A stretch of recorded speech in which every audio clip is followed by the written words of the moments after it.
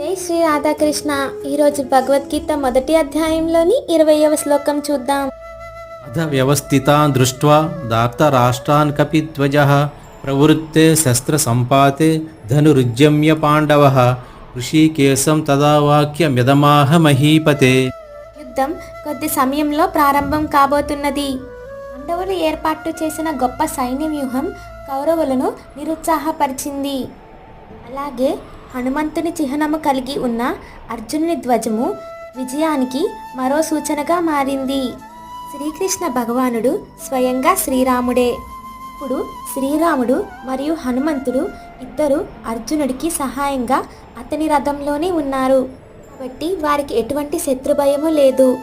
అన్నిటికీ మించి ఋషికేశుడైన శ్రీకృష్ణుడు అతనికి మార్గదర్శనము చేయడము అన్నిటికన్నా మించి మరో గొప్ప విజయ సూచికగా మారింది.